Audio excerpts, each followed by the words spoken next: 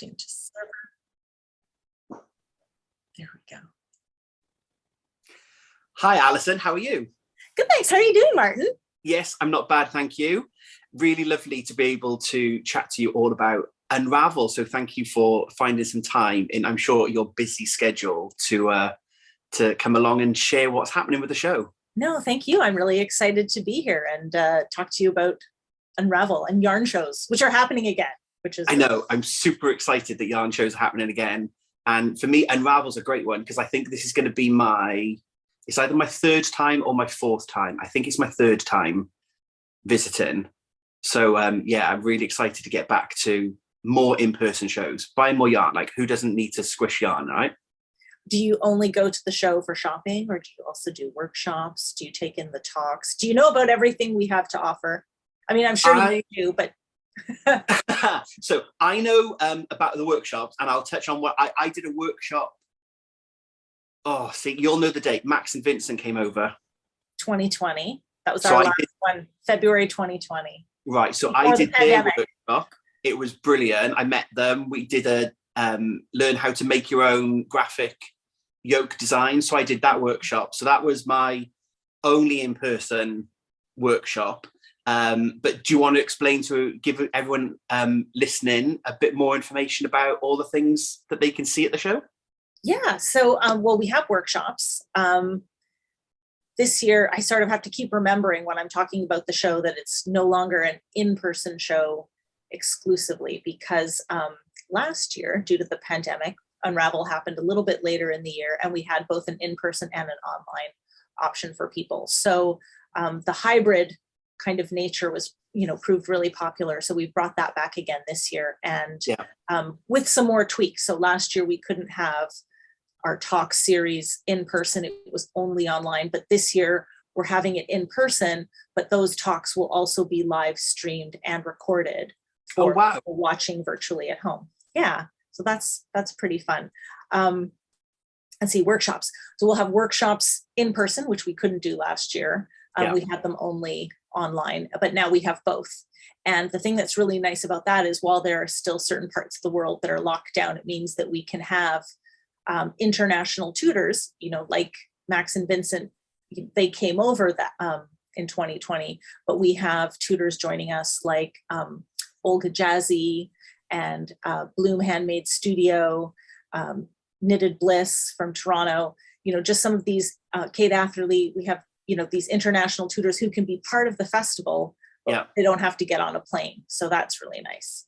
And I think that cachet. Yeah, and that's one of the great things I think we'll get from the pandemic is how we've all had to adapt. And it does, as you said, it brings it to a whole new audience then, that there are people that wouldn't have been able to come to the show that then get to still be part of it and have all of that experience. Absolutely. And what's one of the things that, we had been looking at before the pandemic, because you've been to the Maltings, so that, we're this late 19th century building, and it's, really lovely. It's very quirky, is sort of the word I like to use to describe it.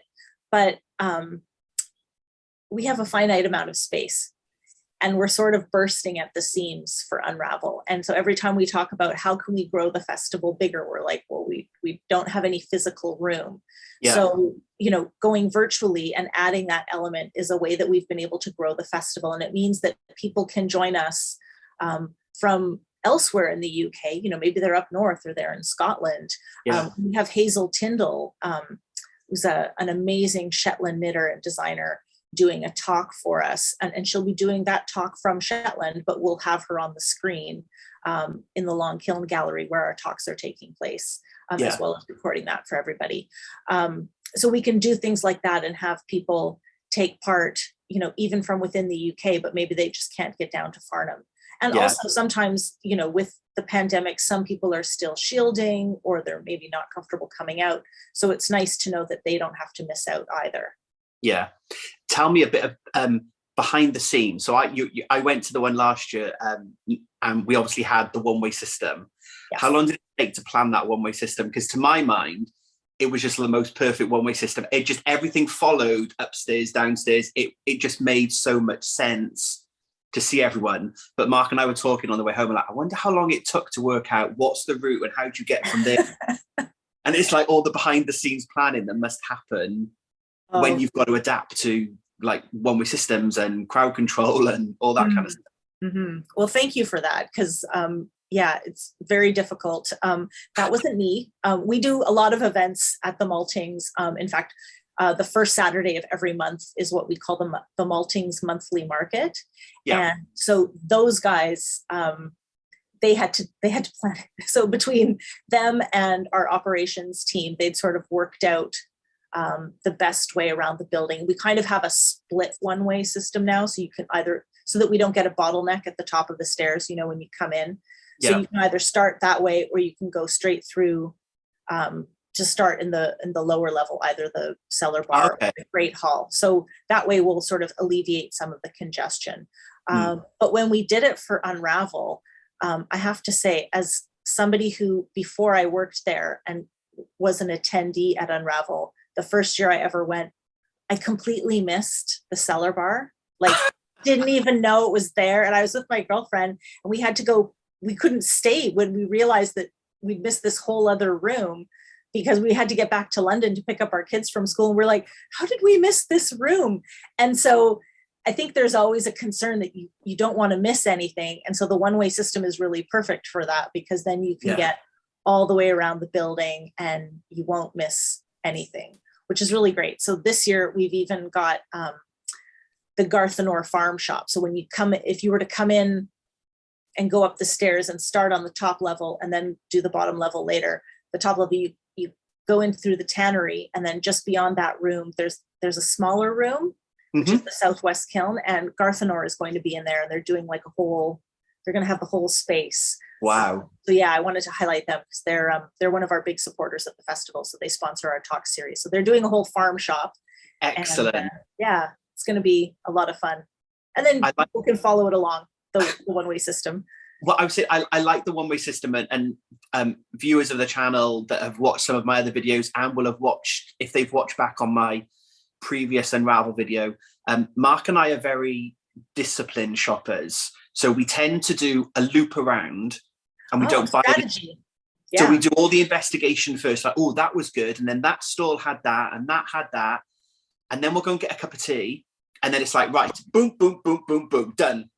And often we can be done in like 3 or 4 hours. We're like, right, we finished, we've browsed, we've bought, we're now on our way home. And actually, selfishly, the one-way system is perfect for that. Because it forces you to go around, and as you said, then make sure that you don't miss anyone, that you're following the crowd, but you get to see all of the brilliant things that are on display. The only downside is trying to remember where you saw something, and I'll say to Mark, where was that blue wool? He's like, can you be more specific? I'm like, no. It was near that stall that did a this and a this, and yeah. I should pay more attention to what's around. I just get distracted by the yarn. I'm like, oh, that was good. And what can I do with that? Like most people, I'm sure, at oh, absolutely. No, having a strategy is really important. And the good thing about the one-way system is that, you know, we've had very concerned people saying, but so do I have to just buy everything the first time? And it's like, no, you can go around as many times as you want. It's okay. One of the things that may help you with your shopping this year is that we will have a printed show guide again this year. Oh, wow. So we haven't, really done that with the last couple of years, just not knowing how many people were coming, or, if the date was going to move, which it did, right? So it's kind of hard to plan, all those marketing materials when you don't know what's happening. But I've just been putting the finishing touches on that today. So we should have it available digitally from next week. So people, that's another part of the strategy, isn't it? As Yarn Festival goers, is sort of pre-planning the list. I think in my last video, I had the digital guide, and there was a bit of footage over breakfast. I was circling all the places that I want to go, and I must have found a few kindred spirits, because there were people like, I always do that. It's like Christmas when you circle all the programs you want to watch, and then other people are like, I'm just going to wing it. I don't want to plan it. I don't want to be structured. And I love that the Yarn Festival, you've got that structure if you want in the guide, or you can just go and wing it and speak to every stall holder and try and find all those goodies. So yeah, it's great. Do you shop with a project in mind, or do you just go, no, I'm just going to wing it? The first year I shopped with projects in mind. And so I see Ted Knits is on the list. Yes. I met Ted, my first Unravel. I had a West knit shawl that I wanted to make. I knew I wanted some kind of grey wool. I walked around the corner, Ted's wool was there. I was like, that's the one I want. So I knew that I needed 2 skeins for the shawl. And as I was looking, before we spoke, looking through some of the exhibitors list, realized that then my first Unravel, I bought that yarn to make a shawl. I've cast it on, it's about this big. And viewers that will have watched my January catch-up video where I talked about all of my works in progress, and we've agreed to frog a few things, okay. But then realized that Ted's knit shawl is one of my oldest. The yarn is beautiful, and I just feel like, because it's got all these increase in it, I'm like, I've got to concentrate a lot, and I've got a lot of other easier projects. So that but one, at least you started it. You've made a start. I did start it, and yet loads that kind of stuff. I do try and shop. Most of my stash has a purpose. So I've got the wool kitchen from last year. I bought a sweater quantity of, they have the scheme with the flash of colours just on one end. I've been looking at some of that myself, I have to say. Yeah, it's so gorgeous. Beautiful. Sweater quantity. Just want to make just a plain vanilla sweater that kind of shows off the design. The wool is in my stash. It will stay there. It's safely wrapped up. Haven't started with that one yet either. And then other times, I guess there's some kind of speculative purchases. Like I've got a couple of skeins from Weku Yarns, meeting the sisters last year. That was brilliant. And it's like, I can't leave that skein there. So I buy the odd skein, but most of the time I'm like, that would be a jumper, or that's a good cardigan, or I don't have a huge stash, and I try not to have, I know loads of people, I don't know what your stash is like, looking at the photo behind you. Yeah, no, that's a virtual background. I know, I was like, I think that's a background, but if that's a stash, that's a pretty impressive stash. Dare to dream, right?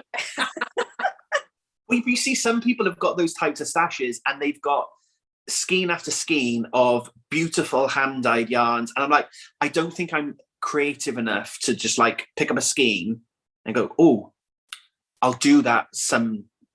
It'll become something. I kind of feel like I need to say, oh, I can see that's a jumper, and then I'll go and buy. But there's always the odd purchase in there that just like falls in your basket. Like, I don't know what that's going to be, but it's too pretty. But yeah, I can't leave it here. Yeah. It's definitely an occupational hazard working on this show, being a knitter, because we have the hardest time when our selection committee meets. So we have like a 4-person selection committee, and there are people from sort of within the yarn and knitting and crochet making community or industry. And we get so many great applications. It's really hard to sort of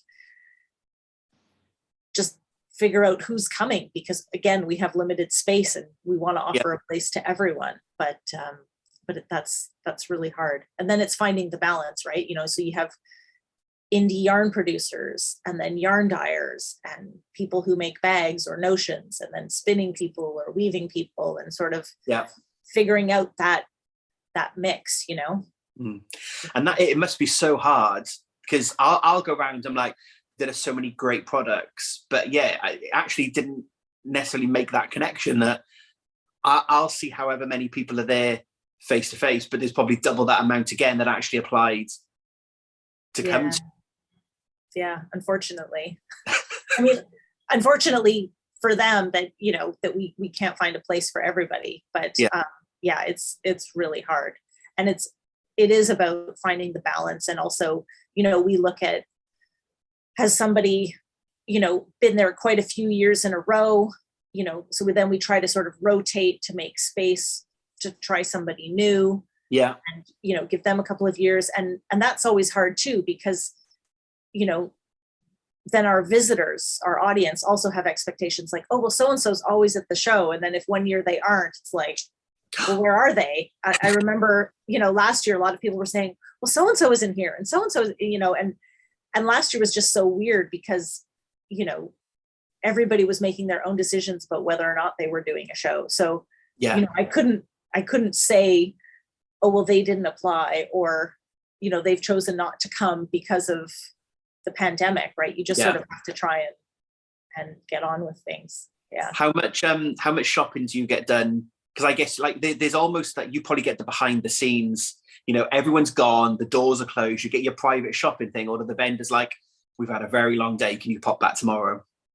I don't know if I should answer that. Is my partner going to see this? No, I think it's not really any different than other vendors shopping from each other. So there's always some kind of, it's kind of like summer camp, you know, especially when you haven't seen people for a while. So during setup, there'll be a lot of that, or I might pre-order something from someone with an email, and then, you know, say, you know, I'm a Canadian and I hate to pay for shipping on like anything. Apparently that's a British thing too. Nobody likes to pay for shipping. So I'll be like, I'll just pick this up at the show. Yeah. Hey, I'm sure everyone wants to do that. Why would you pay for shipping? That's like half a skein of yarn sometimes, you know, or a skein of yarn, depending on where you're coming from or going to. Yeah, exactly. So. Excellent. Well, I said I was looking at the exhibition list, and it's really funny that there's loads of people on there that I'm excited to see again, but I bought yarn last time. Not that I won't buy more yarn from them, but I'm like, probably should have started that. It's like, oh, don't show Mark that. Because Mark comes with me, he likes looking around a yarn show, and he'll see this, oh, that's nice. What can we do with that? But I think I'm probably going to need to declare this time, though, that there's probably about 5 or 6 things that he'll see and recognize some of the dyers. And you're like, you haven't done? No, I haven't. Have you started that? No, I haven't. Does Mark knit? No, he doesn't. Mark bakes. Crochet? No, I've tried. We've discussed him having lessons, but we've not got any further, because he'll often say, where are we with this? Which is Mark code for, can you do that quicker, please? And I kind of joked to him, like, well, if you learn yourself. Yeah. And he's like, yeah, no. So no, he's shown a little bit of interest, but we've not gone any further yet. So, but that is something I do keep saying to him, you know, we could get through twice as much, couldn't we? Yeah. But he gets it, and he understands all the different weights and patterns. Like, he'll come home, and he recently, or last year, he found a scarf pattern in one of the Toft quarterlies. And I came home from the office, and he'd been through my stash, and he found the double knit yarn that I had from Toft. He's like, this would work, wouldn't it? I was like, I kind of regret telling you about gauge and how yarns work. This kind of stuff, because now you'll just go rifling through my stash and go, can we have this? Yes. Well, he has good taste, though. The patterns in the Toft Quarterly magazine are really nice. Yes. Yeah, and I did it. It was a long scarf, so it was like 301 stitches, because you were going back and forth this way, because it was a mosaic knitting. Okay. And nice. It was. I'm so pleased with it. It's brilliant. Now I've finished it. I didn't have a great time. I kind of had to undo bits because I forgot to change a color, and it was my own lack of concentration. But we got there in the end. I pushed on. I persevered. But he's definitely an enabler of my hobby, which is very good. That he comes along and enabler. Absolutely. And if I could, you know, I've spent a lot of money, and I'll say to him, oh, but that would look nice for you. He go, oh, I'll buy that then. So I'm spending his money then, which is even better. I love spending other people's money. Yeah, absolutely. So I'm going to start making my list now of places that I need to visit. I'm very excited that Walcott Yarns are there. I've been eyeing up some wool and a jumper. Seen their yarn in person? No. Oh, it's so lovely. I have a sweater's worth in my stash, but I'm looking forward to seeing their new colors. Yes, I'm hoping to have a sweater's worth in my stash when I come back from Unravel. Yeah. Jonathan Day, I don't know if you watch his podcast. He's knitting Max from Max and Vincent, the malt sweater. Is it the malt sweater? No, well, he just finished that, but the one with the peaks. Oh no, Hide and Peak.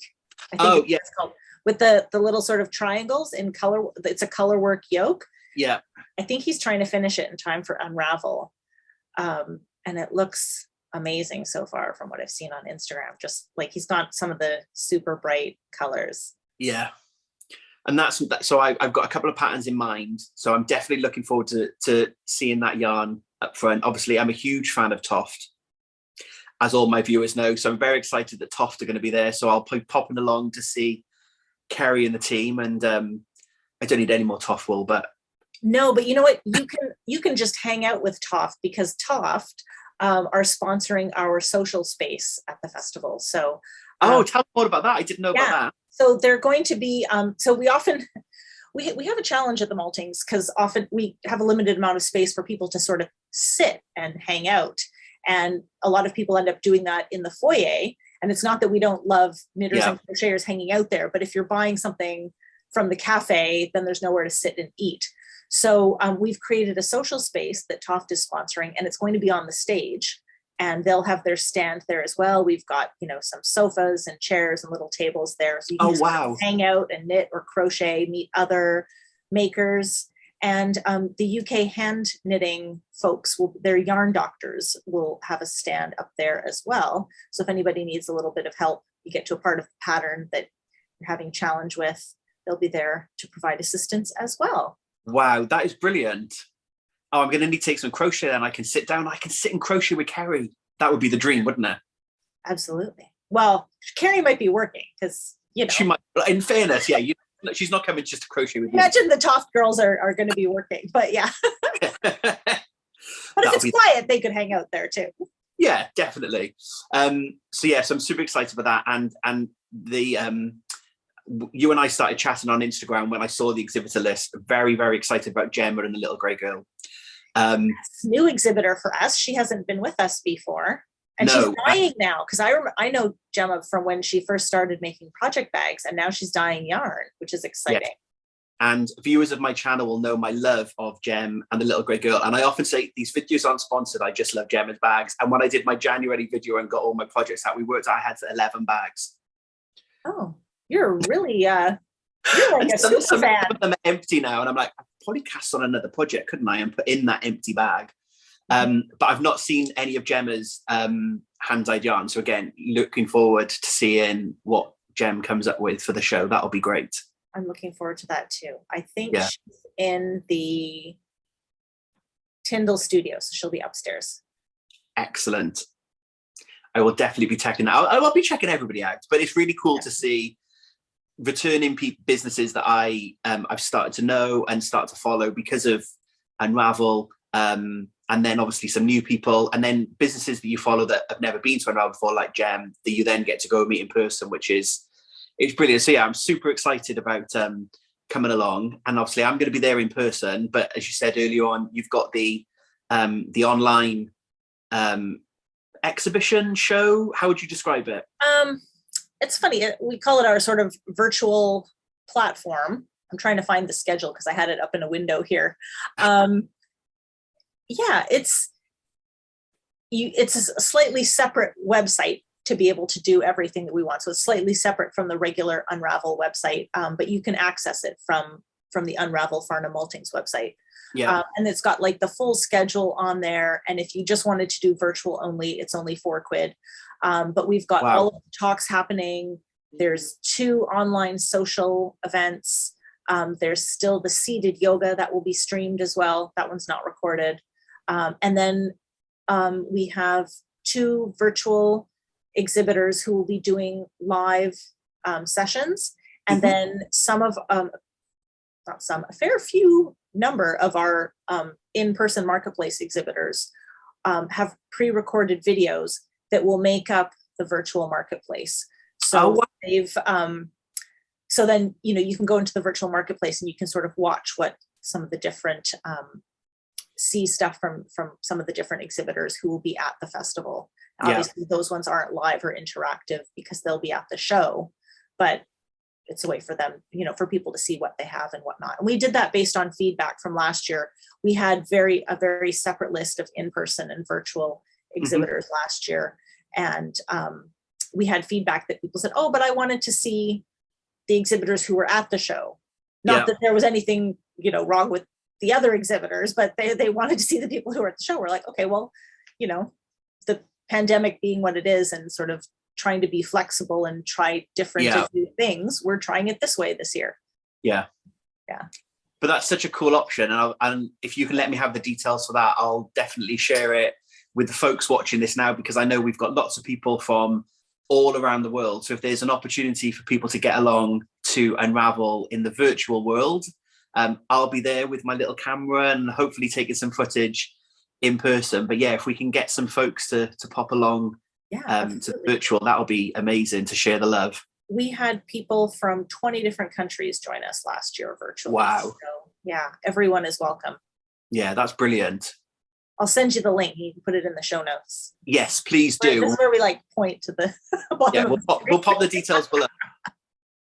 And I'll stick it all on my Instagram and everything as well. So yeah, we'll definitely make sure that people have got nowhere to go if they want to take part. And I said that's the great thing, I think, is I'm able to come in person. Mark and I are going to do our usual, make a weekend of it. We're going to stay up near the airport in Farnborough. It's all really nice. We've got a weekend planned out. Oh, brilliant. But actually the pandemic has meant that these are more accessible to people that can't get to that part of the country on that specific weekend. And it's like, oh, I've got a couple of hours free, but I can't travel there. And well, you can now do it from wherever you are. Yeah, absolutely. And the thing that's really nice too is that if you're coming in person, all in-person tickets will automatically include access to the virtual space. Just kind of a value add for you guys, because normally if you came on a Saturday, you'd only be able to sort of see the talks that happened on that day. Like if you came and you stayed for the whole thing.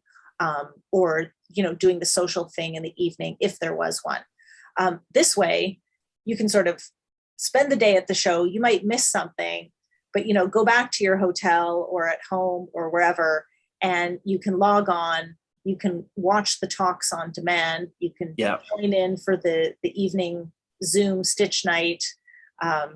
You can refresh your memory on, who was that exhibitor with the blue wool? Oh, and, maybe they've made a video for the virtual marketplace. So you'll be able to see everything that's up there.